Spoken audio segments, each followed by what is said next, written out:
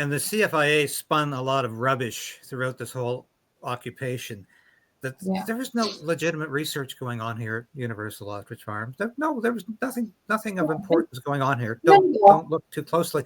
Do you think they stole it? Do you think the CFIA stole it, the research? In my opinion, yeah. In my opinion, you watch.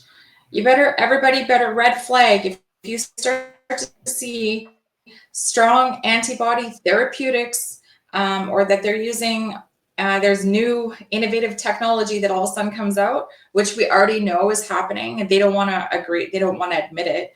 But LaFont Medical got almost $1 million and to create the diagnostic test kits for farmers for their animals using antibodies.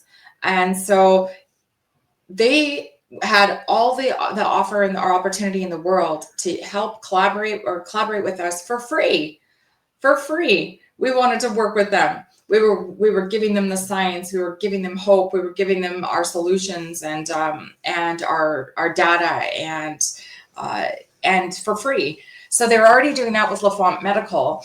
Another thing that we have heard is that Angela Rasmussen, we know how professional she is.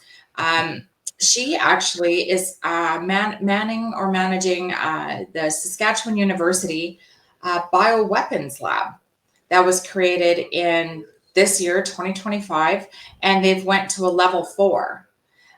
So she's actually manning on antibody research. And so as much as they all want to attack us about our ostriches and say that we had nothing, they lied about how much scientific data and proof we gave them. They lied about all of the everything, our research papers, scientific data. They lied that we didn't give that to them. And here they are developing it right now. And so it is in our belief too. I'm not saying it is for sure, but the world watched the numbers of our ostriches go down and down and down. So it is our belief too that we could still have some live living ostriches somewhere that they maybe sedated and they took off to a lab or have at a university.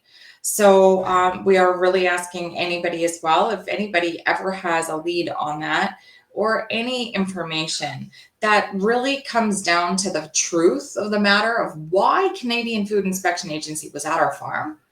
I know John Catsimatidis has been wanting to offer a reward because he was deeply saddened and it affected him too of how this ended. And he wants to see justice. He wants a real answer of why was Canadian Food Inspection Agency at Universal Ostrich Farms and why were they willing to put up so much money and enforcement to protect animals to kill them. Well, Katie, there's been so much cover up here, and this is what disturbs a lot of people because we know they didn't cart away 314 ostriches. We know that they lied constantly about the numbers going down. People were counting the ostriches, and apparently the CFIA couldn't count because they kept saying, all we can give you is a range, and you'll have to be satisfied with that. But they couldn't actually go, it was too hard for them. But it didn't stop observers at the farm from going up the hill, getting pictures and counting. And the numbers were going down every week, as I reported every day during this occupation. And what they're up to, we know there was some activities going on that were pretty bad. So, and it's not just that. Yeah, I believe they have taken the evidence. I believe that. I think this was all part of this operation.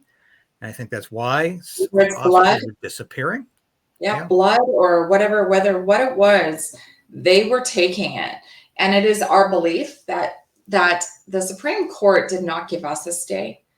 The Supreme Court of Canada gave Canadian Food Inspection Agency a stay. As much as we all cheered, and we got some extra days, I guess, to be around them, but the Supreme Court of Canada gave the Canadian Food Inspection Agency a stay. And what that did was gave them enough time to get what they wanted for scientific proof or data or blood or samples to get prepared to kill.